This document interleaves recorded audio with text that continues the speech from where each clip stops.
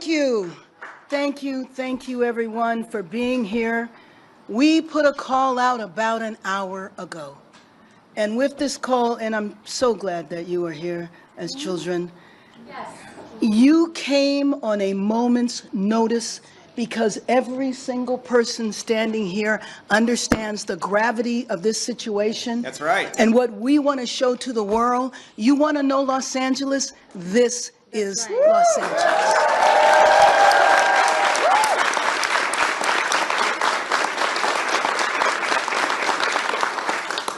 Last Thursday, Los Angeles was peaceful. There was nothing happening here that warranted what began to take place on Friday. So today, I wanted to present a visual, one that Angelinos know, but I just want to make sure that the state, the country, and the world knows that this is Los Angeles. We are a city of labor. We are a city of businesses. We are a city of faith. We are a city of believers, and we are a city of dreamers.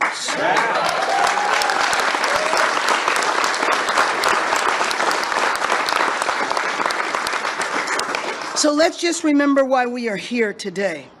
Last Thursday, ICE entered our city and provoked the city by chasing people through Home Depots and car washes and showing up at schools, and today showing up at emergency rooms and homeless shelters.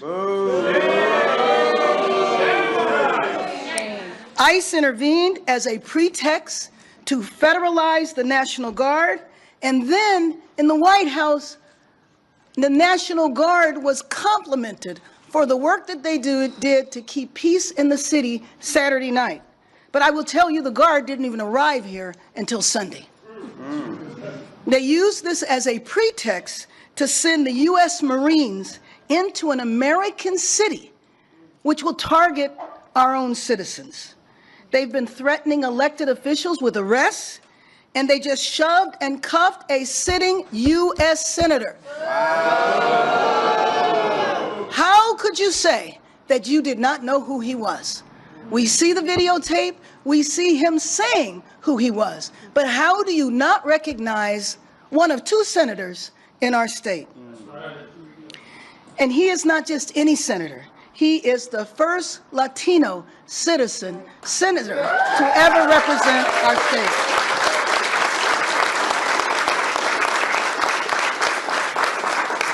The images we have seen of our city over the past week, the rage, the vandalism, the looting, none of that is LA. Los Angeles is who you see behind me. Representatives of the faith community, the business community, community organizations. Yesterday, I stood at this podium with over 30 mayors from Los Angeles County who are all concerned about what is going on. Los Angeles is a Jewish community, a Muslim community, a Christian community, and many other faiths. Los Angeles is Chinatown, Little Tokyo, Filipino Town, Koreatown, Thai Town, the South LA African American community, the Chamber of Congress, the Central City Association. This is LA, and we are united. And I just want to say that I was listening to the words of the Secretary at the press conference describing LA as a war zone. It is my understanding that she arrived here late last night, was here for a few hours today, and came to that conclusion. There's no one up here that sees Los Angeles like that, and I know as the press, you know this is not all of Los Angeles. This is isolated to a few blocks in a city that is over 500 square miles. Right.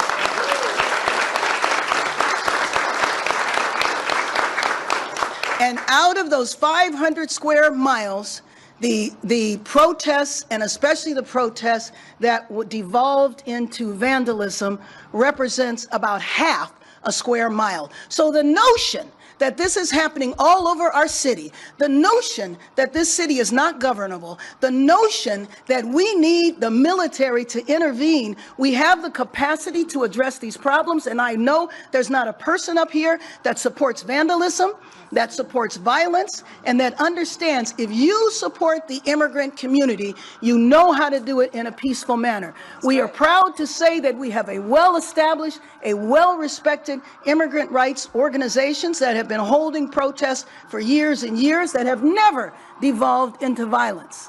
And so to characterize what is going on as our city is a city of mayhem is just an outright lie. I'm not going to call it an untruth. I'm not going to sugarcoat it. I'm going to call it for what it is, which is a lie. And I just have to say, I served with the Secretary.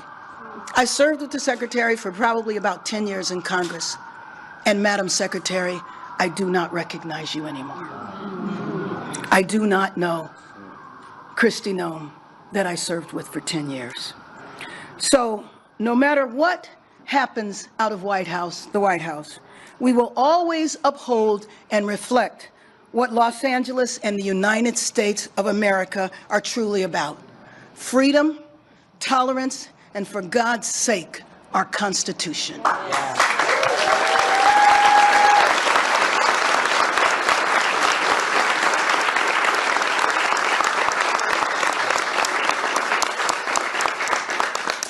With that, I would like to introduce Angelica Salas, the Executive Director of CHIRLA, one of the most respected and established immigrant rights organization that has been in our city for over 4 decades and is known throughout the nation.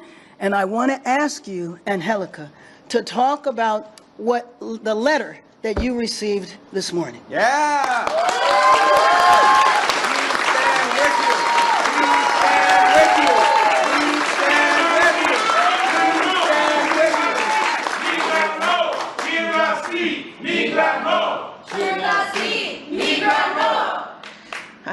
Thank you, brothers and sisters. See, the Los Angeles that I love is made up of beautiful people who are behind me and who are all over this city. This is a city that cares for one another. This is a city of caretakers. The people that I'm standing next to are people who work with our students and our children. They're people who work in our faith institutions, caring for entire congregations. They're the people who are fighting for worker rights. They're our union brothers and sisters. These are the people who are running to the detention centers in order to offer legal services to those who are currently detained. They're the same people talking to the families that are calling us on our hotline. This is the Los Angeles that I love deeply. This is also the Los Angeles that the immigrant community has helped build from its very, very first days as a city. And what I want you to know is the city that I love loves our people back. What I have seen come to our city is cruelty, is chaos, is violations of human, civil, and constitutional rights. What has been brought to our city has been racial profiling in a way that I have never experienced it in my career. What I see now, and based on all our reports, is over 45 enforcement actions, not just in the city of Los Angeles, but our entire region, all of Southern California. I have never seen this. It's unprecedented, and that is an understatement. The pain that we are witnessing when we talk to the family members is unbearable, of children being left behind.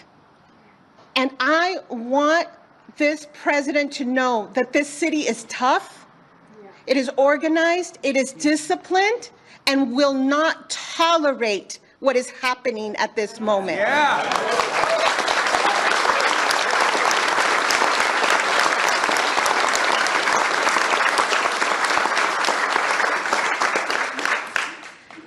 What was very clear to me this year was, at the beginning of the year, is that they were not just going after the immigrant community, but they were going to go after all the immigrant rights organizations that supported them. And they did. They began by defunding us, by making sure that organizations here next to me wouldn't have the resources to be able to go represent children and vulnerable adults, disabled individuals in detention, that took away legal services from those who are still trying to find their parents and their children from the first Trump administration. And now what I see very clearly is they're coming to the organizations by then, I would say, just saying the most vicious of lies of who we are and what we do and what we're about. But the truth is the truth, and it's based on our actions. Not actions of this day, but actions of decades. That's right. And yes, we have received a letter from Senator Josh Hawley. Shame on them. But what I want you to know is that's not going to deter us. It's not going to intimidate us from standing with our immigrant community, by standing with our families, by demanding due process, by demanding that there be accountability for the violations of human and civil rights that have occurred in our city. But I know I'm not alone. These are all the people who are here with me, and there's so many good people in LA, and we're going to stand together.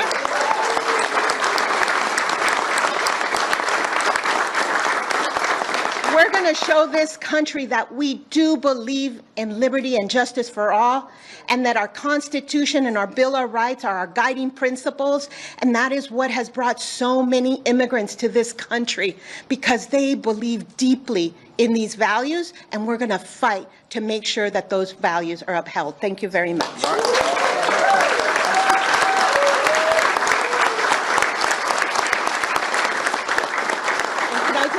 Thank you, Mayor.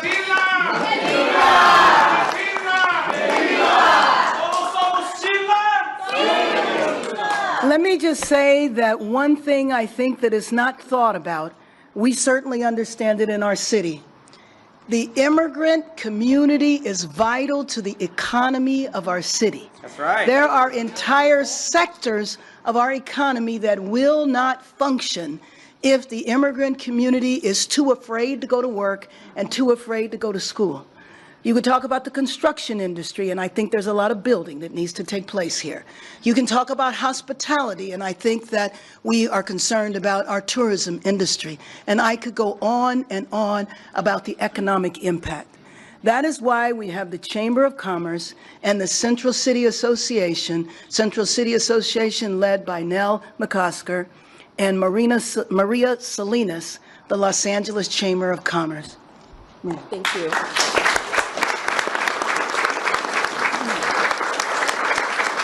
Thank you, Mayor, for your work. Angelica, thank you for your work and what you are doing in the front lines. On behalf of the Los Angeles Area Chamber of Commerce, I can tell you that we are deeply, deeply disturbed by all the activity that we have seen. And Mayor, you are right. We have a local economy here that is vibrant, but it's vibrant because of all our workforce. That includes our immigrant workforce that is here. And we at the Chamber of Commerce, we understand and we know that they play a role in just about every sector that you can think of. We understand that together, that we power one of the largest economies in this country. And it is important for us to recognize that if we have employees that do not show up to work, that's a problem. If they do not show up to their health appointments, that's a problem. They do not show up to their school and their education, that's a problem for our broader community.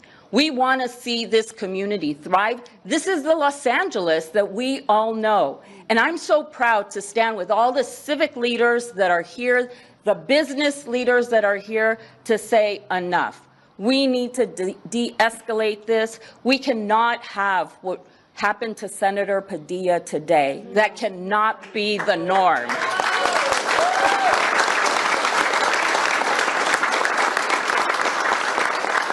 And Los Angeles will rise above this because we've done it before.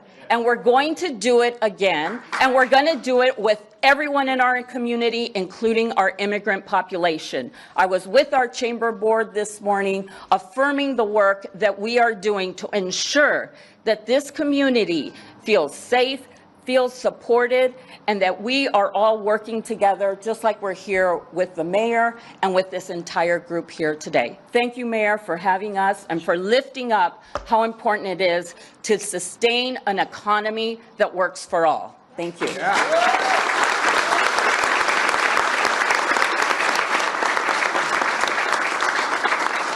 I started off my day meeting with representatives of the business community and the labor community, which plays a vital role in our city. And there are already reports of people not showing up to work, of empty store shelves, of people feeling that they cannot leave, kids and families afraid to go to graduations. The attendance at graduations being down by 25 and 50% because parents are afraid that on one of the most important days of their lives that they cannot attend the graduation because they might be detained by ICE. This is not the America, this is not the city that we live in, and we will not accept this. We are also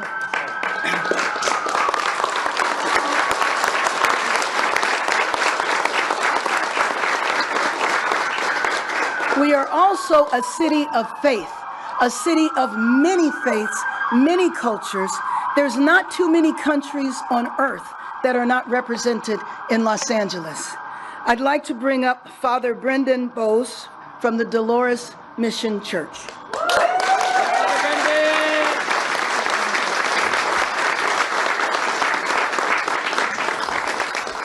Thank you, Mayor Bass. My name is Father Brendan Bussey. It's okay, Polish immigrants do strange things to their last names.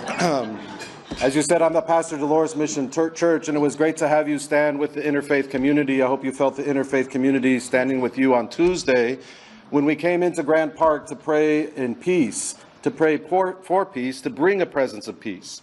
And I know, as you mentioned, the children that are here and our families are feeling that this is a moment that is quite scary for many of us. But I stand here today to remind us that this is also not just a scary moment, but a sacred moment. This is a sacred moment where we as the city of Los Angeles stand up and recognize that there's two ways we can live, as if everything is sacred or as if nothing is. And we stand here today because we know that everything and everyone and every place is sacred.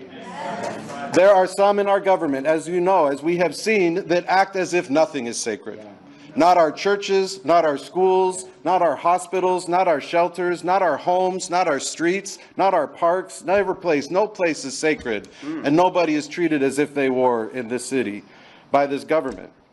And so I'm here to remind you that this is a moment where we have a choice to make. If everything is sacred, then we need to respect the dignity of all people, respect the rights of all people. We need to do everything we can to advocate and stand for that, and everybody in this room, I think, stands with us as we say that. I go to my school every day, and I hear things now that I don't ever want to hear. Children looking at me saying, "Father Brendan, I saw you on the news." That's something I never wanted to hear. But I asked one of those children, I said, "How did that make you feel?" And he said, thought for a minute, and he said, "Strong. I felt strong when I saw you up there." And that's what I want everybody to hear in the faith community, the civic community, the business community, the whole of Los Angeles. Then we stand together. Our children do not feel scared. They do not feel threatened. They do not feel worried about who's going to be home when they get back from school. They feel strong when they see us standing together. They feel brave when they see us acting in their name. They feel proud when they see people standing up for what is right. And that's what we do here today and always. As we said in the park on Tuesday, we will continue to be brave with our love, because that's what Los Angeles is. Someone at that action was there crying in tears, asking, "Where is my family?" And as I heard them say that, I said, I don't know where they are, but I know exactly who they are. They are our brothers and sisters, and we need to start acting as if that were true. We will be brave with our love.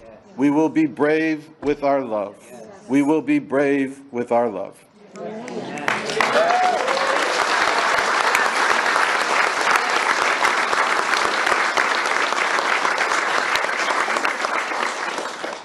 So let me just say, as I said earlier, that there's no one up here that supports vandalism, that supports violence.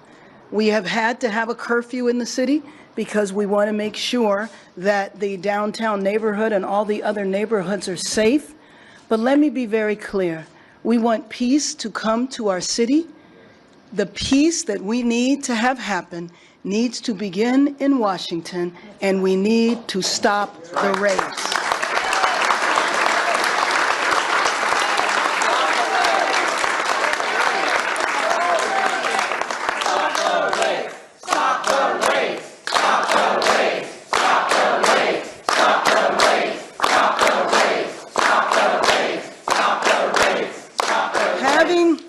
Having the military, soldiers who are trained to fight wars on foreign soil here in our city is not going to bring peace because, first and foremost, they are not needed.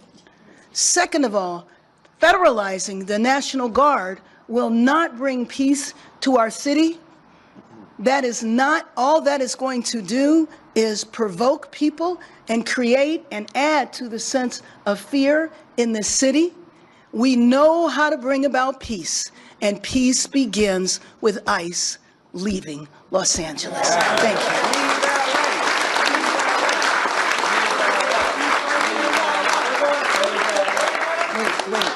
Wait. Okay, we're going to take a few questions. Zach? We're going first to Anna, then to Robert. Mayor Bass, have you been able to get on the phone with President Trump?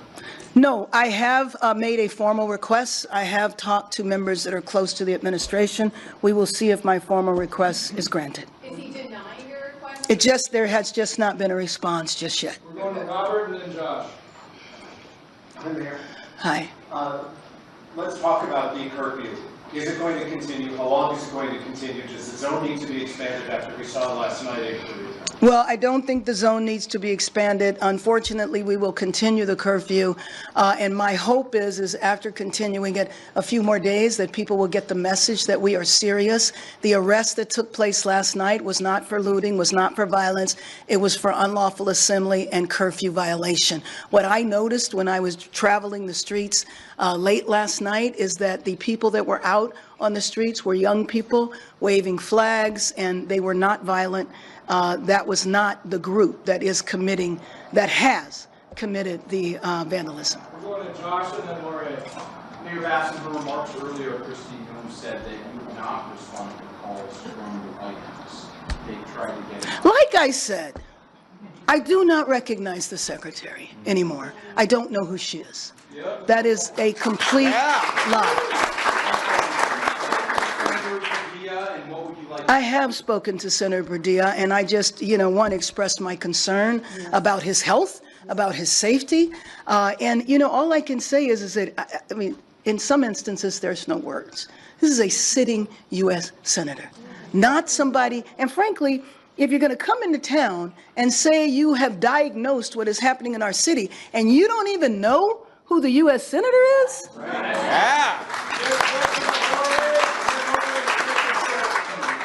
Mayor Bass, what is happening in the country, everybody is outraged, by the majority of the Americans. Where do you think the democracy is going to? Racism? An authoritarian president? What do you think? Let me just say that I think that unfortunately our city is being used as a test case.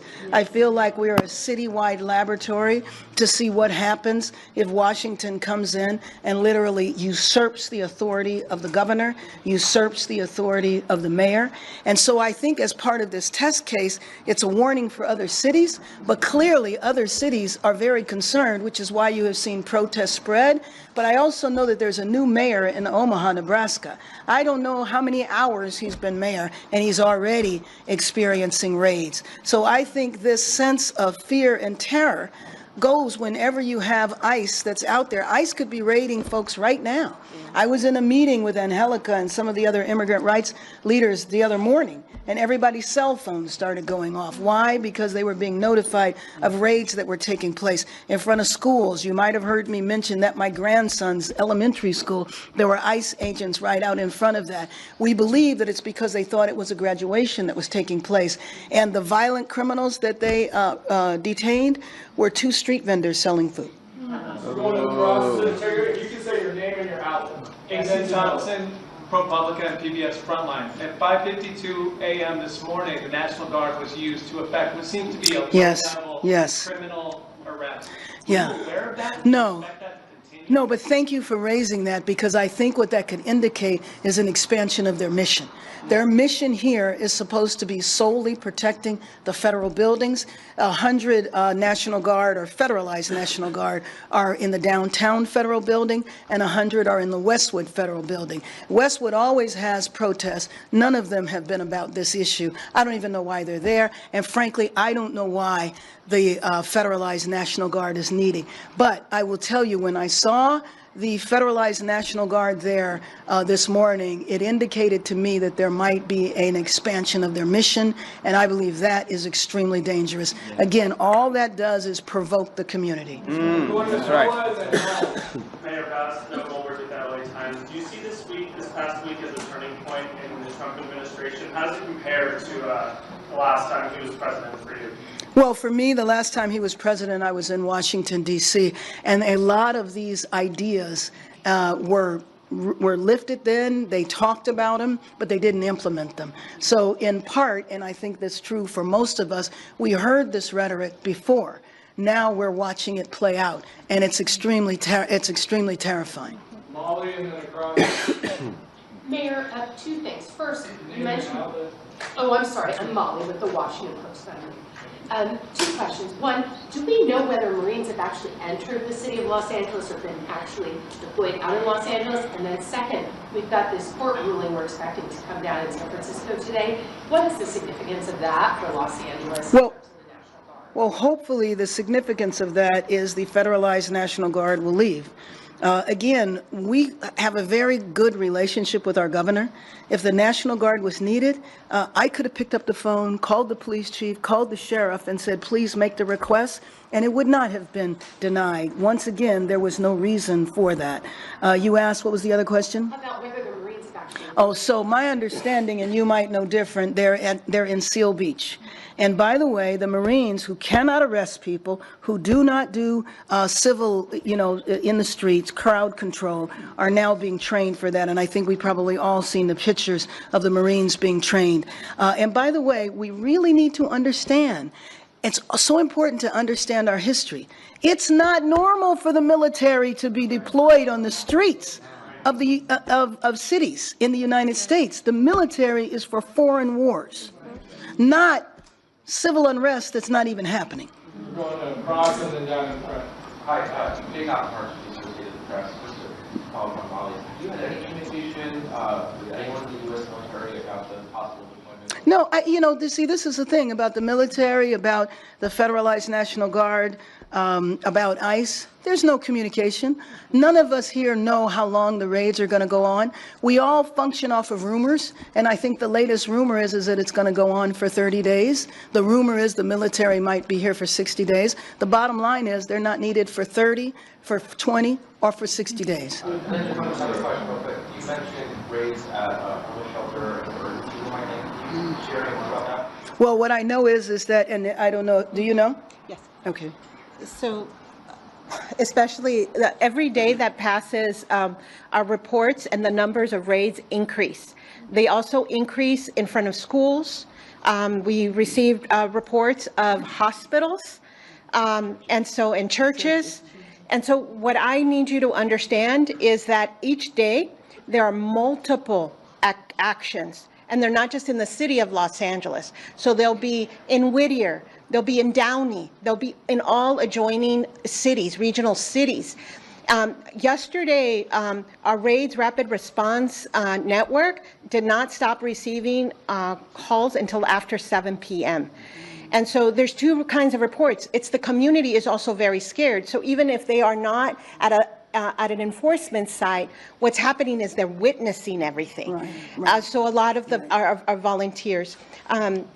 Mayor, can I say something in Spanish? Because I think it's really important for... nomás un mensaje a nuestra comunidad inmigrante, a toda nuestra comunidad aquí en Los Ángeles. Lo único que sí les quiero decir es que toda esta gente que está aquí, todos son líderes cívicos de Los Ángeles, con nuestra alcaldesa, todos diciéndoles a ustedes que no están solos, que vamos a luchar con ustedes por sus familias, porque son las familias de Los Ángeles, y que estamos dispuestos a seguir luchando con todo, con todas nuestras capacidades, para que la inmigración, para que estas redadas paren. Muchas gracias. Claro.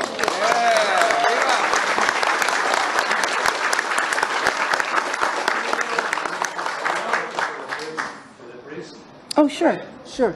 Okay. Father, many parishioners from all the Catholic churches are asking their pastors if they can go to Mass on Sunday, and there are some groups, Catholic groups in different dioceses, Diocese of Reuters, for example, they already canceled their community events.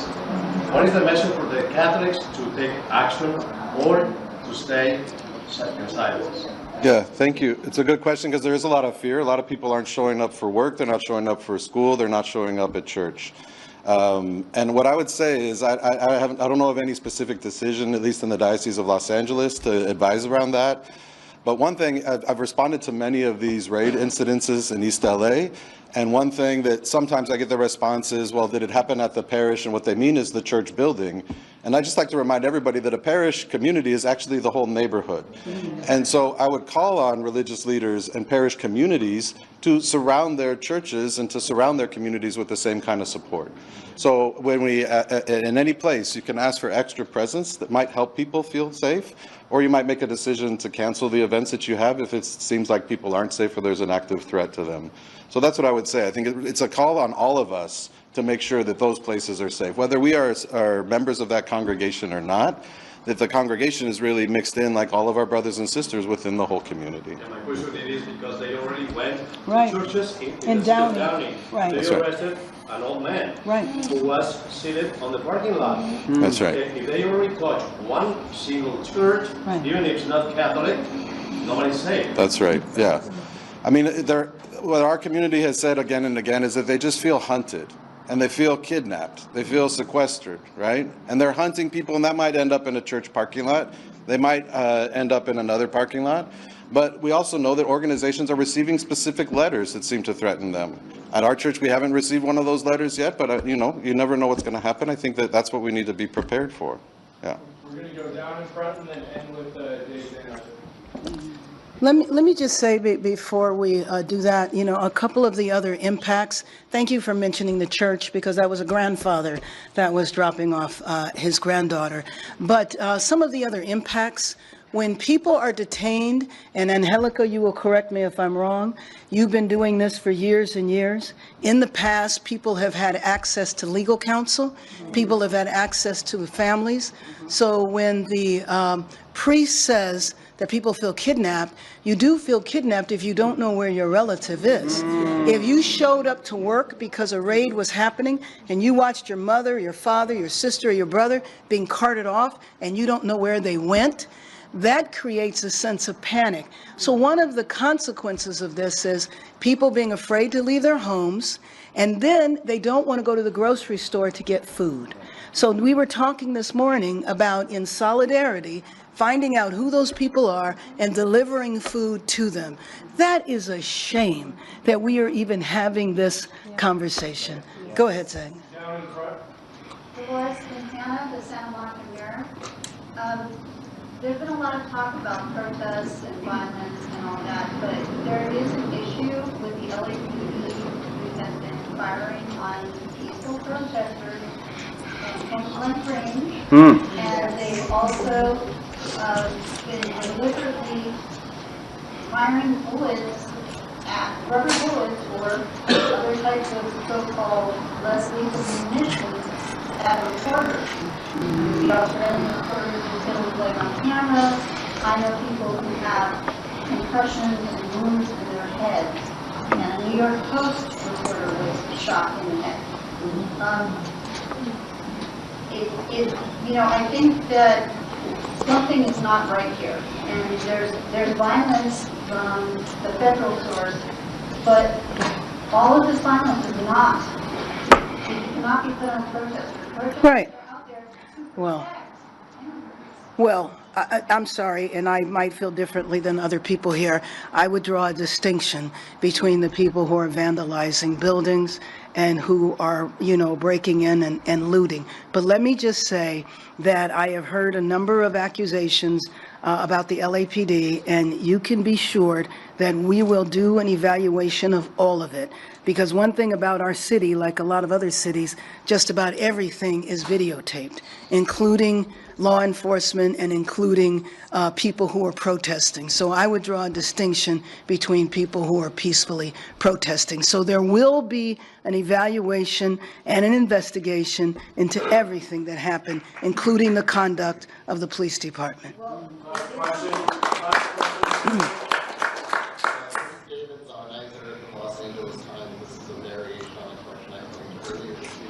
The city has many, many facilities where the public goes to interact or provide services, libraries, recreation centers. I'm wondering, is there any kind of training, is there any kind of preparation that you or the department heads are overseeing to address the issue of warrantless visits or ICE visits? What is the city doing right now, or what have you done up until this point? Sure. Sure. Well, let me just tell you, prior to Friday, many city departments that interface with the public have been given the information, know your rights, the typical information that is passed out by immigrant rights organizations and the city. Now, having said that, we need to really ramp up. I will tell you, though, that this has been happening so fast that we absolutely need to do that, because I can also imagine people fleeing into these buildings for protection. But I also don't want to misrepresent the power of the city as well. It's important that people understand that the federal government is more powerful than the city or the state. And a lot of questions have come up about why can't you just stop this?